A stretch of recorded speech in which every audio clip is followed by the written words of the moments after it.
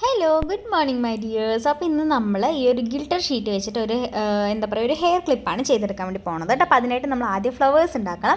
ഇതുപോലത്തെ ഫ്ലവേഴ്സിൻ്റെ ടെംപ്ലേറ്റ് എടുത്തതിന് ശേഷം ഞാൻ എന്താ പറയുക, ഇങ്ങനെ സൂചിയോ ഇല്ലെങ്കിൽ വേറെ എന്തെങ്കിലും ഒരു ഇതുപോലത്തെ കമ്പിയൊക്കെ വെച്ചിട്ട് ഞങ്ങൾ വരച്ചിട്ട് കട്ട് ചെയ്തെടുക്കുക കേട്ടോ. ഈ പെന്നും പെൻസിലും കൊണ്ടൊക്കെ വരച്ച് കഴിഞ്ഞാൽ അതിൻ്റെ അടയാളം ചിലപ്പോൾ വരും, അടയാളം വരില്ല, അതിൻ്റെ മഷി ആവുന്ന സമയത്ത് നമ്മൾ കട്ട് ചെയ്യുമ്പോൾ ചെറുതായിട്ട് അങ്ങോട്ടും ഇങ്ങോട്ടും മാറിക്കഴിഞ്ഞ് നമ്മൾ വരച്ചിട്ടാണ് കട്ട് ചെയ്തതെന്ന് അറിയും. അപ്പോൾ ഇതാണെന്നുണ്ടെങ്കിൽ നമ്മൾ കറക്റ്റായിട്ട് നമുക്ക് വെട്ടിയെടുക്കാനും പറ്റും. വരച്ചിട്ടുണ്ട്, അതായത് പെന്നും കൊണ്ട് വരച്ചിട്ടാണ് ചെയ്തതെന്ന് അറിയൂല.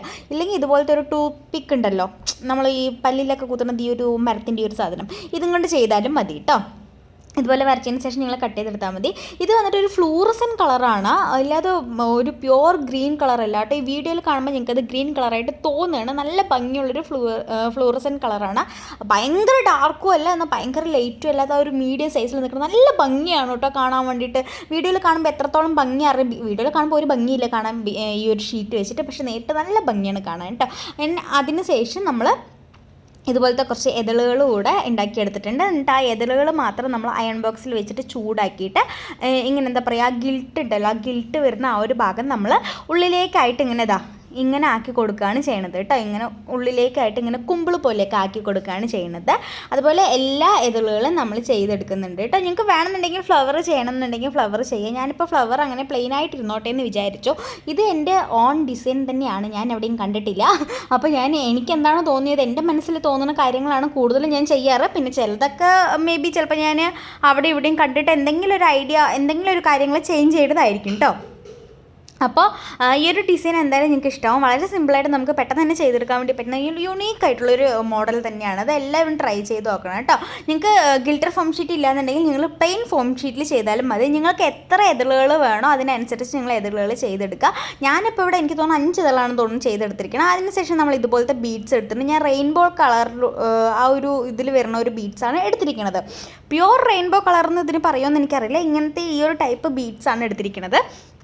അത് നമ്മുടെ ഫ്ലവർ മേക്കിങ്ങിൻ്റെ ആ ഒരു കമ്പിയിലേക്ക് കോർത്തിട്ട് നമ്മൾ ടിയാര ചെയ്യുന്ന പോലെ ഒരേ ഒരു സർക്കിളിൽ മാത്രം ഉണ്ടാക്കി എടുക്കുകയാണ് ചെയ്യണത് കേട്ടോ. അതായത് ഇതുപോലെ മുത്ത് കോർത്തതിന്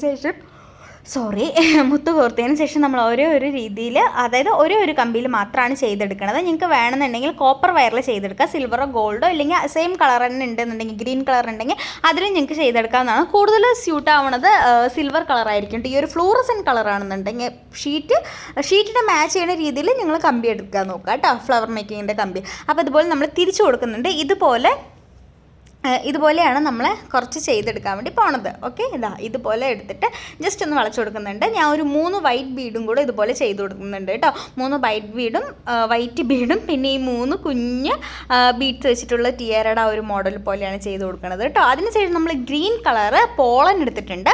നിങ്ങൾക്ക് വേണമെങ്കിൽ ഇതിൽ സിൽവർ യൂസ് ചെയ്യുന്നതാണ്, സിൽവർ കളർ പോളൻ യൂസ് ചെയ്യാവുന്നതാണ്. ഗ്രീൻ കളർ ഉണ്ടെങ്കിൽ യൂസ് ചെയ്താൽ മതി, ഒരു നിർബന്ധമില്ല കേട്ടോ. അതിനുശേഷം നമ്മൾ പോളനിൻ്റെ എൻഡിലേക്കായിട്ട്, അതായത് ആ അറ്റം ഉണ്ടല്ലോ, പോളൻസ് നിൽക്കുന്ന ആ ഭാഗത്ത് ഗം അപ്ലൈ ചെയ്യുക. ഗ്ലൂ അപ്ലൈ ചെയ്തതിന്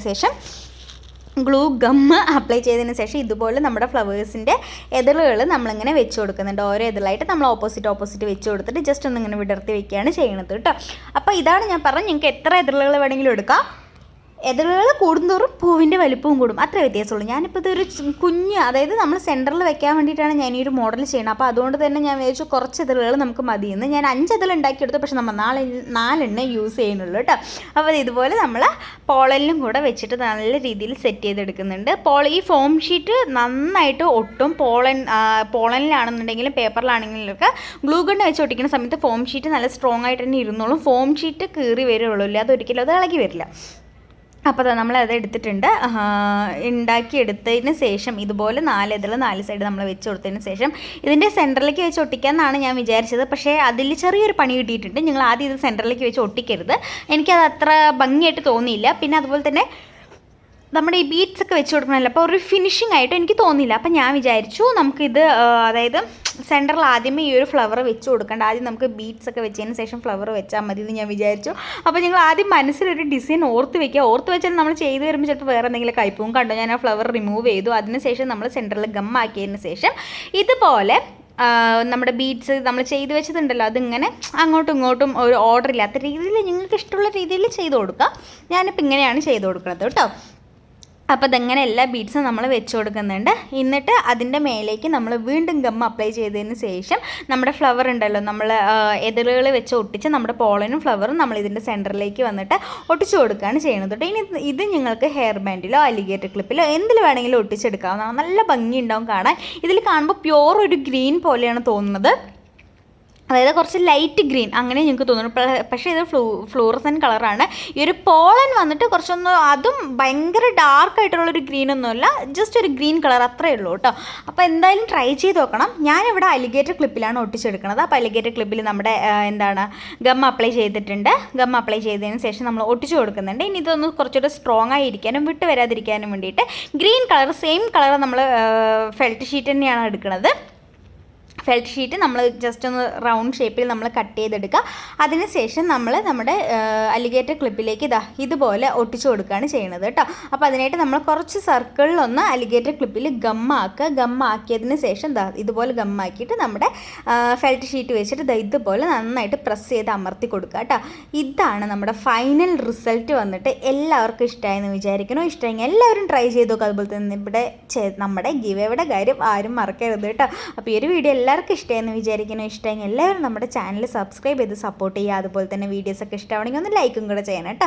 നിങ്ങൾക്ക് എന്തെങ്കിലും സജഷൻസോ മോഡൽസോ വേണമെന്നുണ്ടെങ്കിൽ താഴെ കമൻറ്റ് ചെയ്യുക. എന്നെക്കൊണ്ട് പറ്റുന്നതാണെങ്കിൽ ഞാൻ എന്തായാലും ചെയ്യുന്നതായിരിക്കും. അപ്പോൾ നാളെ ഒരു വെറൈറ്റി വീഡിയോ ആയിട്ട് കാണുന്നവരെ എല്ലാവർക്കും ബൈ. നാളെ ഇല്ല കേട്ടോ, മൺഡേ ഒരു വെറൈറ്റി വീഡിയോ ആയിട്ട് കാണാം.